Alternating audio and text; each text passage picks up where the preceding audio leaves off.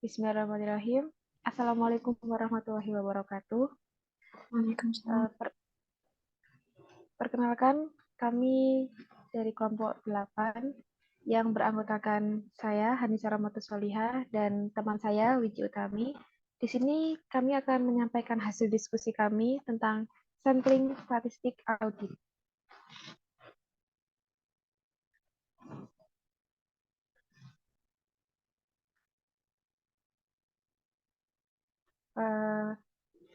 Submateri yang akan kami sampaikan yaitu ada 3 materi.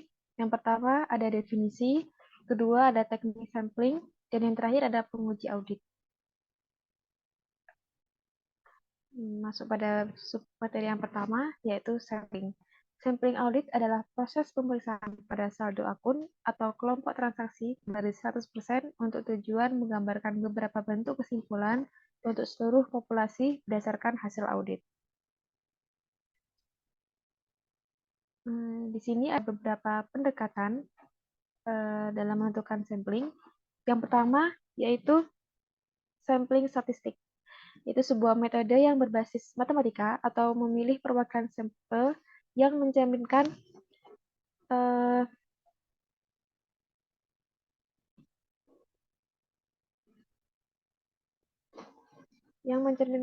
karakteristik dari seluruh populasi yang dipilih. Dan yang kedua yaitu ada sampling non-statistik, yaitu tidak berdasarkan matematika dan tidak mengizinkan auditor internal mengatakan opininya dengan tepat secara statistik. Pendekatan yang kedua ini biasanya digunakan jika populasi yang diuji memiliki karakteristik tertentu yang dapat diolah auditor sebagai dasar penetapan kriteria parameter resiko.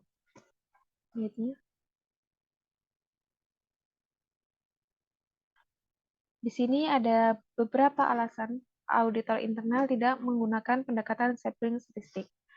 Yang pertama yaitu karena pengetahuan yang lemah. Jadi di sini auditor menganggap bahwa teknik sampling ini rumit dan menyita banyak waktu. Selain itu, kendalanya itu juga disebabkan karena auditor belum menguasai tentang teknik penggunaan sampling audit melalui kegiatan pelatihan. Yang kedua, yaitu penerapan metode sampling statistik tidak efektif jika populasinya berjumlah sedikit. Karena kan mengingat sampling statistik ini memiliki keunggulan jika populasinya lebih besar atau sampelnya relatif lebih kecil. Jadi kalau populasinya lebih besar, otomatis sampelnya juga akan mudah didapat. Next. Sini ada beberapa keunggulan metode sampling audit. Yang pertama yaitu memperkirakan hasil dengan aman. Jadi, metode sampling statistik ini memudahkan auditor dalam menentukan transaksi yang dipilih oleh pertimbangan tingkat keandalan dan tingkat resiko, sehingga auditor bisa memilih sampel statistik atas dokumen-dokumen transaksi dengan hasil yang mendekati kesimpulan dan populasi. Dan yang kedua, yaitu memiliki objektivitas yang tinggi. Karena pendekatan sampling statistik ini, transaksi yang dipilih secara otomatis adalah transaksi yang harus ditelusuri oleh auditor yang dipilih secara acak oleh statistik. Dan yang ketiga yaitu hasilnya tidak bias. Jadi melalui metode statistik ini, maka ukuran sampel dan pemilihan item yang merupakan representasi dari tujuan audit akan dapat dilakukan secara objektif, tidak memihak, adil, dan tidak berdasarkan emosi. Dan yang terakhir yaitu teknik audit berbantuan komputer atau TABK. Mempermudahkan penggunaan metode sampling statistik, beberapa teknik audit dengan menggunakan komputer telah menyediakan beberapa perintah dalam software audit yang dibuat. Misalkan softwarenya tersebut bernama Audit ACL dan IDEA. Selanjutnya, di sini ada beberapa uraian unsur tentang hal-hal yang mempengaruhi populasi. Jadi yang pertama, ada tingkat kesalahan maksimum yang dapat ditoleransi. Di sini ada batas maksimal kekeliruan dalam populasi sebesar 20%. Dan yang kedua, ada tingkat keyakinan yang diinginkan. Tingkat kepercayaan auditor kepada sampel umumnya menginginkan 95 atau 98%. Tingkat kepastian bahwa hasil sampel adalah benar-benar mewakili populasi yang sebenarnya. Dan yang ketiga, pemikiran expected error rate. Jadi auditor mengestimasi tingkat kesalahan dalam populasi, kemudian mengambil sampel statistik untuk menginformasikan asumsi. Nah, yang terakhir yaitu pemilihan sampel. Di sini ada beberapa urutan. Jadi yang pertama itu rata-rata kesalahan ditoleransi maksimum, dan kedua tingkat kepercayaan, ketiga perkiraan tingkat kesalahan populasi, dan yang terakhir perkiraan ukuran sampel. Selanjutnya.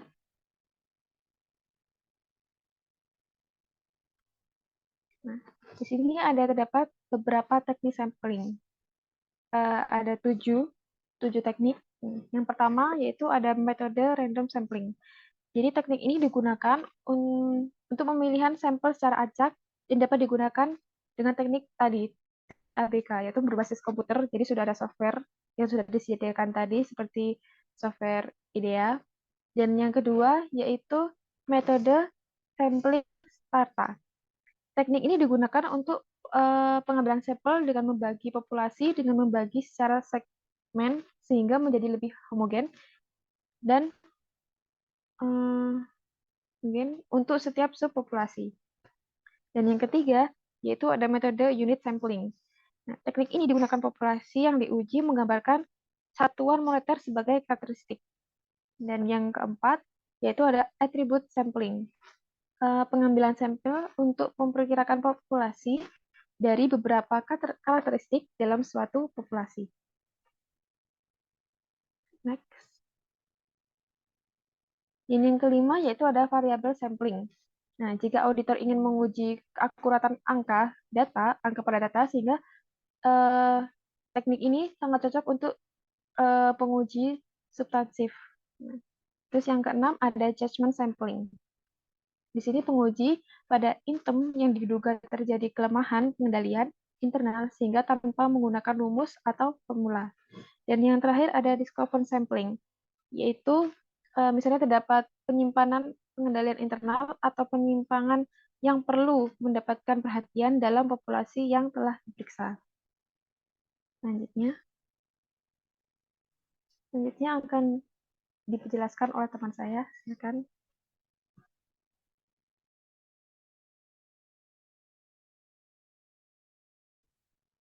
Yang selanjutnya yaitu pengujian audit dan metode sampling statistik. Pada pembahasan sampling lebih difokuskan pada sampling statistik dengan pertimbangan pendekatan lebih akurat dan aman.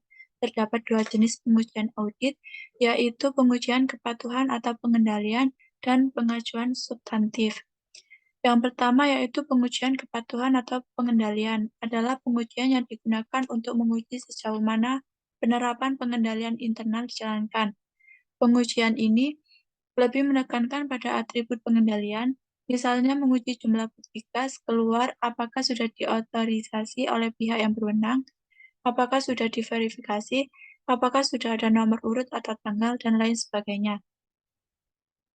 Yang kedua yaitu pengujian substantif, adalah pengujian yang dilakukan untuk menindaklanjuti hasil pengujian pengendalian, yaitu sejauh mana pengujian substantif ini diperluas.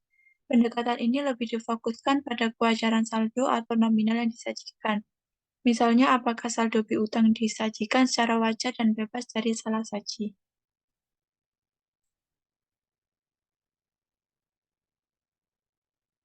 Selanjutnya yaitu atribut sampling.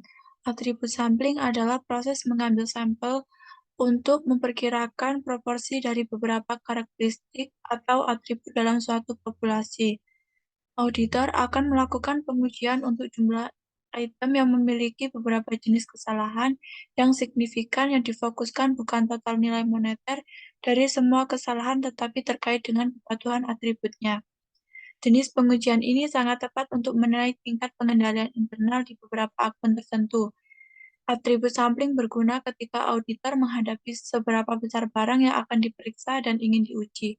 Apakah pengendalian tertentu dapat dijalankan atau tidak dapat dijalankan.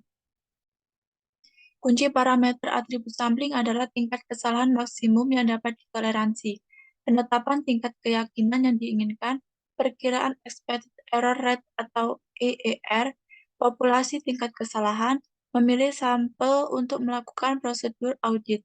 dan mengevaluasi hasil tes atribut sampel.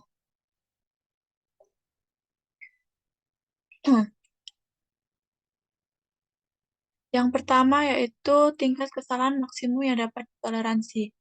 Yang kedua, tingkat keyakinan yang diinginkan. Yang ketiga, perkiraan expected error atau EER. Yang keempat, pemilihan sampel. Yang kelima, evaluasi hasil uji atribut sampling. Auditor harus melakukan evaluasi dari hasil pengujian atribut sampling. Terdapat juga dua pendekatan, yaitu menggunakan tabel dan menggunakan software.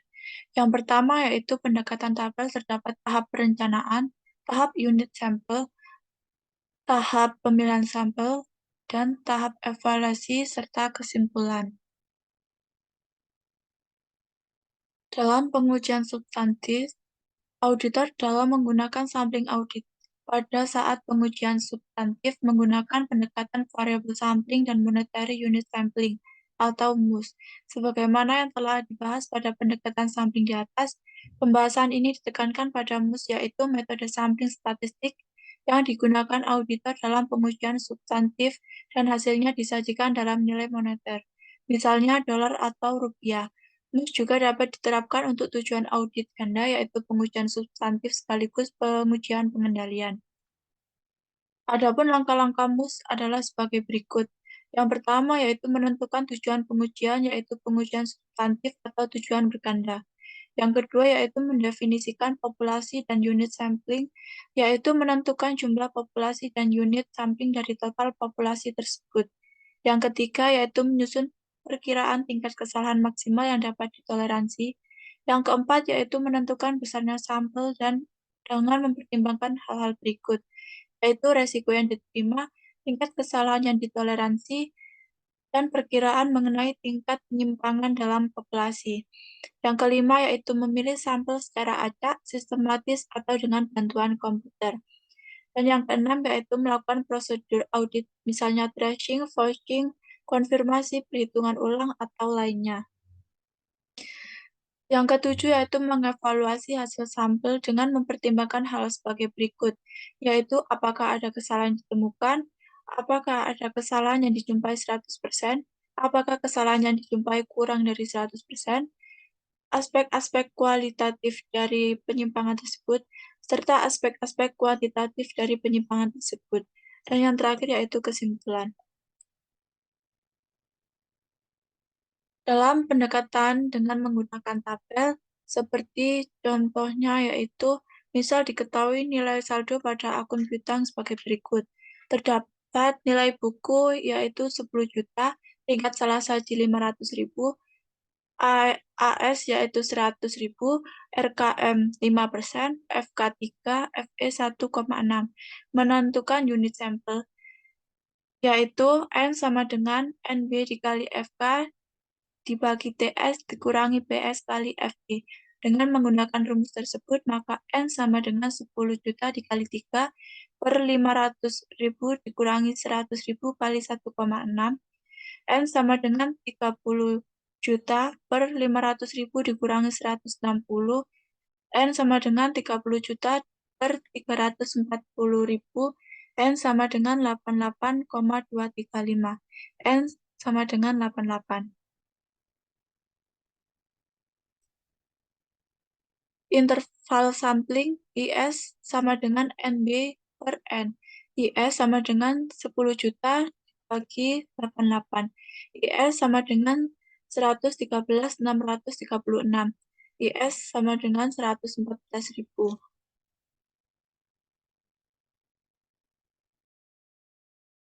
Demikian presentasi dari kami. Apabila ada kesalahan, mohon dimaafkan. Assalamualaikum warahmatullahi wabarakatuh. Waalaikumsalam warahmatullahi wabarakatuh.